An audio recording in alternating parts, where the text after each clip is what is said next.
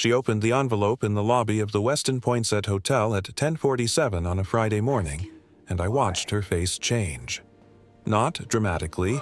Vanessa Price was not a dramatic person. I had worked with her for 6 months, and I knew that about her. The change was smaller than dramatic. It was the specific change that happens when a person's understanding of a situation shifts beneath them without warning, the way ground shifts, and the person above it has a fraction of a second to decide whether to stumble or to stand. She stood. She looked at the check. She looked at me. The check was made out to Matthew Eaton in the amount of $100,000. It was signed by Derek Sloane. It was dated Wednesday, October 8, 2024, 4 days before the wedding that was scheduled for Saturday, October 12th, the wedding that was 2 days away. I was in my work clothes. I had driven directly from a job site on Augusta Road where I had been since 7:30 that morning. I had not gone home to change. I had not called ahead. I had driven to the Westin Poinsett when the decision that had been forming since Wednesday finally finished forming, and I understood that if I did not do it now, I was going to spend a long time looking at myself differently. She said, "Matt, what is this?" I said, "Ask him why." I walked out of the hotel into the October morning. The Westin Poinsett was on Main Street in downtown Greenville, South Carolina, one of those southern cities that had remade itself over 20 years into something worth remaking, where the old bones of a textile economy had been replaced by the new architecture of a city that had decided to take itself seriously. I had built things in this city for 14 years. I knew its streets and its construction rhythms and its specific quality of a place that was in the process of becoming something and that had not yet finished. I sat in my truck in the parking deck for a while. I thought about B, who was in school. I thought about Karen. I drove back to the Augusta Road job site and went back to work. I need to tell you what kind of person Karen was, because this story is really about Karen, even though Karen died in March 2021 and has nothing directly to do with a check or a hotel lobby or a developer named Derek Sloane. Karen Eaton had been a third-grade teacher at a public elementary school in Greenville for 11 years. She had the specific quality of someone who had chosen work that required giving most of yourself and who had made the choice clearly and without resentment, and who was, in the daily execution of that choice, genuinely good at it. Her students were 8 years old, and she treated what happened in her classroom as serious work. Not serious in the joyless sense, serious in the sense that it mattered, and she brought to it the full quality of her attention. She had the same quality at home. It was not a performance. It was simply how she operated, with complete attention, with the specific honesty of someone who did not have the patience for the version of things that was easier to say than what was actually true. She had been clear about one thing throughout our marriage in a way that had settled into me so deeply that I did not always recognize it as something she had put there. She did not respect the accommodation of wrong things. Not the minor accommodations of ordinary life. She was not rigid, she was kind, but the specific accommodation of things that were genuinely wrong. The looking away. The deciding it was not your place, the finding the reason that made the looking away feel principled rather than convenient. She had a word for it. She called it the convenient scruple. The reason that let you feel like you had thought carefully about something when really you had found a way to let yourself off the hook. I had thought about the convenient scruple many times since Karen died. I had thought about it when I was deciding what to do about Derek Sloane's check. Karen died in March 2021 from a pulmonary arteriovenous malformation, a rare condition in which abnormal connections form between the arteries and veins of the lungs, bypassing the normal capillary system and creating the risk of serious hemorrhage. She was 34 years old. There had been no warning. B was 4 years old. I had functioned for a year after Karen died in the specific way of a man who was required to function. Present, operational, doing what needed to be done, while some significant portion of himself was elsewhere, in the specific unlocated place where the grief of losing a person you had organized your life around goes before you know how to bring it back into the ordinary world. The work had brought it back. Not as therapy, not as avoidance, as the specific thing that construction had always been for me, which was a practice of honesty. A wall was either plumb or it was not. A foundation was either adequate or it was not. A building was either built correctly or it was going to fail in ways that would cost more to fix later than they would have cost to do right the first time. There was no space in construction for the kind of narrative flexibility that grief wanted to introduce into everything. The story you told yourself about why the thing that was wrong was actually acceptable. I had leaned into this. I had built things correctly. I had told clients the truth about timelines and budgets and the specific reality of what their renovation was going to require. I had become, in the years since Karen, the contractor people called when they wanted honesty rather than the version of the truth that was easiest to hear. I had also, without recognizing it fully until Wednesday of the week of Derek Sloane's wedding, become the person Karen had expected me to be.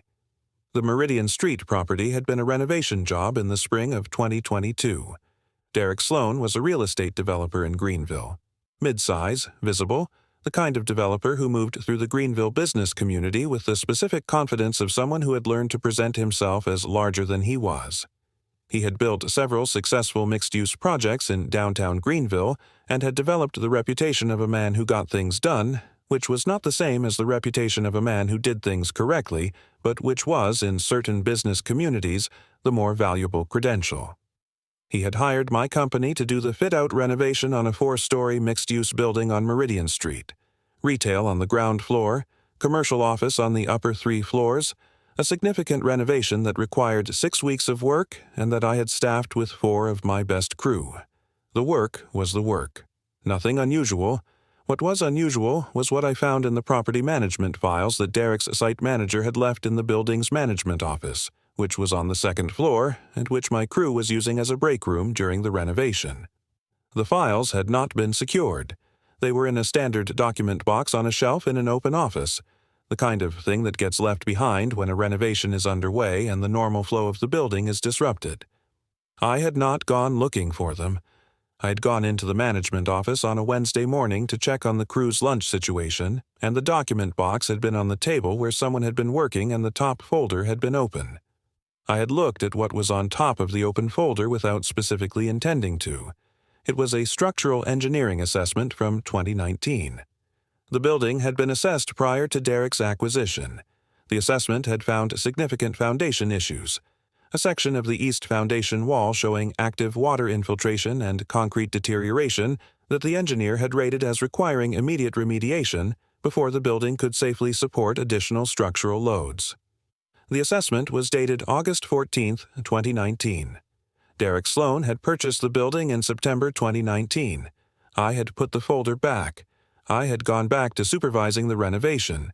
I had thought about what I had seen for the rest of that day and for several days afterward. I was a contractor. I was not an attorney, and I was not a structural engineer, and I was not a securities investigator. What I had seen was a structural assessment that raised serious questions about what Derek had disclosed to the investors in his Meridian Street project. But raising serious questions was not the same as having certain knowledge, and the space between serious questions and certain knowledge was the space in which convenient scruples lived. I had found a convenient scruple. I had told myself it was not my place. I had told myself I did not know enough to know what I was seeing. I had finished the renovation, collected my fee, and moved on. I had thought about the Meridian Street files periodically since 2022. Not constantly, periodically. In the way that things you are not certain you handled correctly come back to you at intervals, in the specific insistent quality of something unresolved. I had not fully understood what I was going to do about my convenient scruple until Wednesday, October 8, 2024, when Derek Sloane sat across from my desk and placed a check for $100,000 on it. I had met Vanessa Price in April 2024. She was an interior designer. She had a studio practice in Greenville that specialized in commercial interiors, the specific work of making professional spaces function as well as they looked. She had been brought in on a commercial renovation I was contracting on Wade Hampton Boulevard, a medical office building that needed both a structural renovation and an interior design refresh simultaneously, the kind of project where the contractor and the designer needed to work in genuine coordination rather than parallel. Vanessa was good at her work. She had the specific quality of someone who understood that good design was not about aesthetic preference, but about how a space functioned for the people who used it. the same quality I valued in construction, the prioritization of honest function over performed appearance. We had worked well together. We had become friendly. She had mentioned Derek Sloane in passing several times. Her fiancé, the developer, they were getting married in October. She had been straightforward about the fact that she was engaged and clearly happy about it in the specific way of a person who had made a decision they were confident in. I had said nothing about what I knew about Derek Sloane. I had found the convenient scruple. Again. Wednesday morning, Derek Sloane had appeared at my office on Pleasantburg Drive at 9:15. He had been direct, dressed for the office, measured, not aggressive. He had said he understood I had done the Meridian Street renovation in 2022. He had said he was aware I had access to the management files during that renovation. He had said he would like me to take some time away from Greenville, starting the following day, continuing through the wedding weekend, however long I felt was appropriate. He had placed the check on my desk. He had said $100,000 was a significant amount, and that he did not imagine I had any particular desire to disrupt his personal life, and that this seemed like a straightforward arrangement for everyone involved. I had looked at the check. I had asked him what he thought I had seen in the management files. He had said it did not matter what I had seen. What mattered was that I was not in Greenville for the next several days. I had picked up the check. I had said I needed time to think about it. He had said I had until 5 p.m. the following day. He had left. I had sat at my desk for a long time after Derek Sloane left my office. The check was in my hand. $100,000. Made out to Matthew Eaton. Signed by Derek Sloane. The specific physical reality of what $100,000 looked like when it was a rectangle of paper on a desk. Not abstract, not hypothetical, real and present and significant. I thought about what $100,000 meant. B's college. The mortgage paid off. The specific security of a freelance contractor who had been one bad year away from financial difficulty since Karen died and who had managed it correctly for 3 years and who was not in crisis but was also not comfortable in the way that comfortable felt from the outside. I thought about what taking it meant, the specific transaction of it, the departure from Greenville, the absence from the wedding weekend, the specific quality of being the person who took Derek Sloane's money and went away, what that made me, what B would understand about it when she was old enough to ask. I thought about the Meridian Street investors. I thought about what they had bought from Derek Sloane in 2019 and what they had not been told and what I had known about the gap between those two things since 2022 and what I had done with that knowledge. I thought about Karen's word, the convenient scruple. I had already used it once. I had used it in 2022 when I had told myself it was not my place and I had finished the renovation and moved on. The check on my desk was Derek Sloane's understanding of how convenient my scruple had been. I was not going to use it again. That evening, I came home from the office to find B at the kitchen table with her homework. The specific scene of a Wednesday evening in an Eaton household, my mother Ruth in the living room with her book, B with her second-grade math on the kitchen table with the focused patience of a child who had decided that homework was a thing you did completely and correctly before you did anything else. She looked up when I came in. She said, "Dad, you look weird." I said, "I have something to figure out." She said, "About work?" I said, "Sort of." She said, "Is it hard?" I said, "It's not hard to figure out. It's hard to do." She looked at me with the specific quality of assessment that she had from Karen, the look that said she was deciding whether to ask more questions or to let me have the thinking time I clearly needed. She decided to let me have the thinking time. She went back to her math. I sat across from her at the kitchen table. I did not get out my phone. I did not open my laptop. I sat across from my 8-year-old daughter while she did her second-grade math, and I thought about what kind of father I was going to be. I thought about what kind of answer I wanted to have someday when B asked me who I was. Not in the grand sense. B was not going to ask me a philosophical question about identity. In the specific sense of, "Dad, what did you do when it was hard?" The question that children ask their parents in 100 different forms over the years. The question that was really asking whether the person they were counting on was the person they believed them to be. I thought about Karen sitting at this same table in the evenings, marking papers and talking to B and being, in the ordinary kitchen table way, exactly who she was. No performance, No version of herself that was easier or more convenient. Just Karen, at the table, being Karen. I thought about what she would have said about the check. She would not have needed to say very much. She would have looked at me with the specific look she had, patient, clear, not judgmental, and she would have said something like, "Well, Matt, just that, just my name and the weight she put behind it," which was the weight of her faith in who I was and her complete expectation that I was going to live up to it. I put the check in my shirt pocket. I helped Bea finish her math. I put her to bed. I told my mother Ruth that I had an errand in the morning and would she be able to take Bea to school, and Ruth said of course because Ruth always said of course. I went to sleep. In the morning, I drove to the Westin Poinsett. I've told you about the lobby, about Vanessa opening the envelope and looking at the check and looking at me, about the 3 words. What I have not told you is what I felt walking out of that hotel. Not relief exactly. Relief was not the right word, because relief implied that I had been carrying something I was now putting down, and what I had been carrying was not a burden, but a question, and the question was not answered by what I had done in the lobby, it was simply moved from my hands to Vanessa's. What I felt was the specific quality of having done something you cannot undo and that you would not undo if you could. Not the dramatic version of that feeling. Not triumph, not righteousness. The quiet version. The version that is simply the feeling of having been the person you needed to be in the moment that required it. I drove back to the Augusta Road job site. Phil Garza was there when I arrived. Phil had been my business partner for 8 years. We had met on a job site in 2016 and had discovered over several months of working together that we had the same specific approach to the work, which was that it was either done correctly or it was not done, and that the shortcuts that made sense in the short term were the things that made you the contractor people stopped calling. He looked at me when I got out of the truck. He said, "You look like you did something." I said, "I did something." He said, "Good something or complicated something."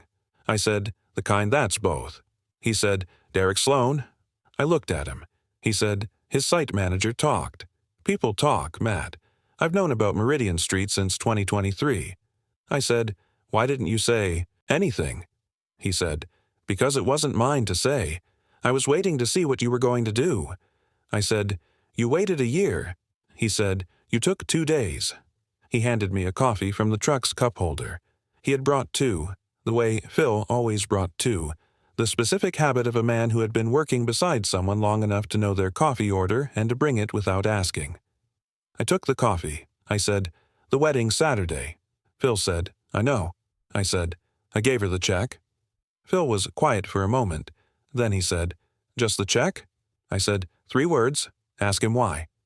Phil looked at his coffee. He said, "That's enough." I said, "I think so." We went back to work. I did not hear from Vanessa Price for 3 weeks. I worked. Bea went to school and came home and did her homework at the kitchen table and told me about her days with the specific detailed quality she had from Karen, the quality of someone who believed that the details of ordinary life were worth reporting accurately. Ruth came on Tuesdays and Thursdays. Phil and I finished the Augusta Road job and started a new one on Lawrence Road. I did not call Vanessa. I did not reach out to Derek. I did not ask Phil what he had heard through the Greenville construction community, which generally knew about things before the official channels did. I waited. I had done what I could do. The rest was not mine. Vanessa called on a Wednesday morning in early November. She said, "The wedding didn't happen." I said, "I'm sorry." She said, "I'm not." A pause.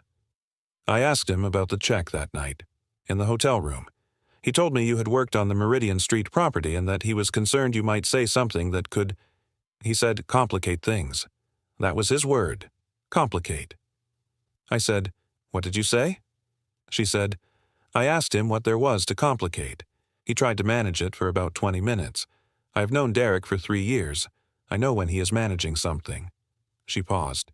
"He told me eventually, about the structural reports, about what the investors weren't told." I said, "I'm sorry."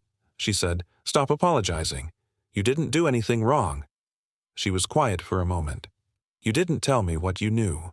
I said, "It wasn't mine to tell." She said, "But you gave me the check." I said, "That was yours.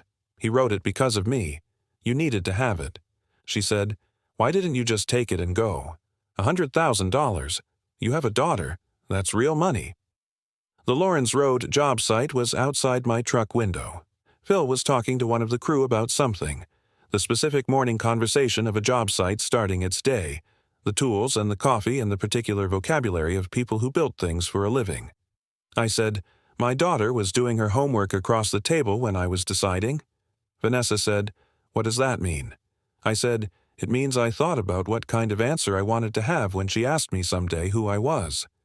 She was quiet. I said, "My wife had a word for the alternative, the convenient scruple.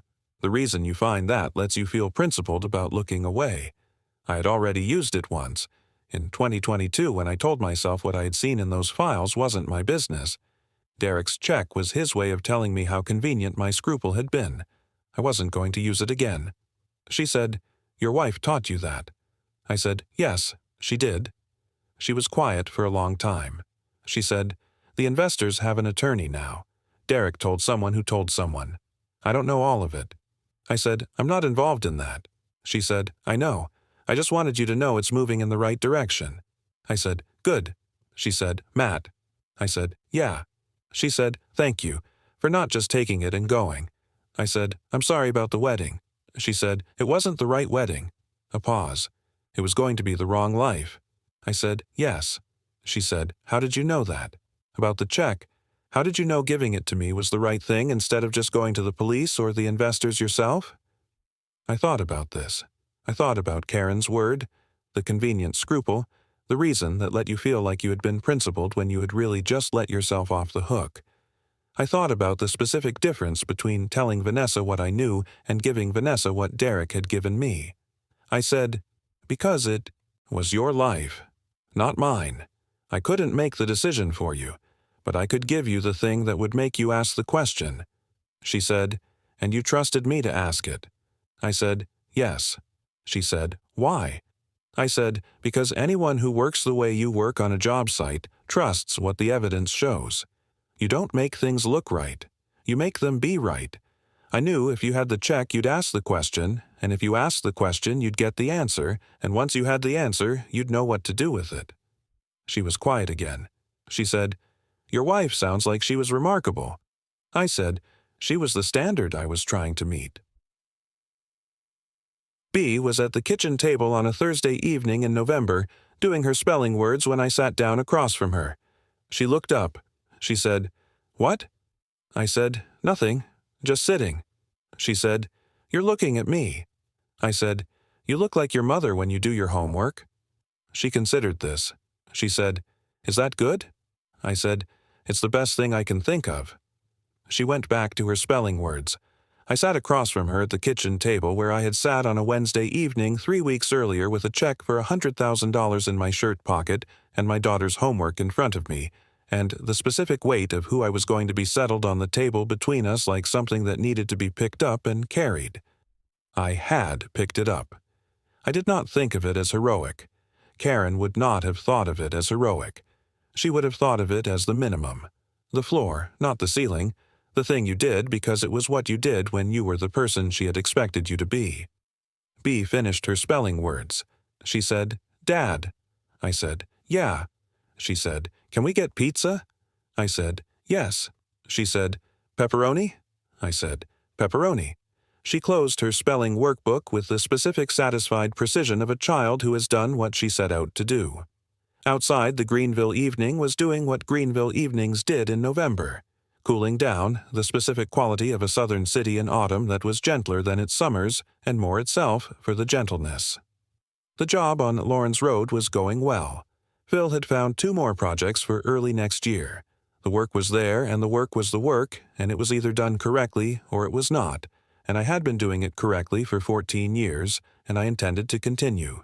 Karen had taught me that the work and the life were the same thing. Not the same in the sense of identical, in the sense of governed by the same principles. You built things correctly or you didn't. You were honest with people or you weren't. You took the convenient scruple or you put it down. I had put it down. B was putting on her shoes by the door. She said, "Dad, come on." I said, "Coming." I picked up my keys. We went and got pizza. Before you go, I want to ask you something. Has there been a moment when you knew what the right thing was and it would have cost you something real to do it, and you had to decide who you were going to be? Not the grand version, the ordinary version, the kitchen table version. Tell me about it in the comments. I read every single one. If this story stayed with you today, share it with one person who needs to hear it. You already know who that is. And if you're new here, subscribe. Every week, a story like this one. Real people, real decisions, the kind that stay with you.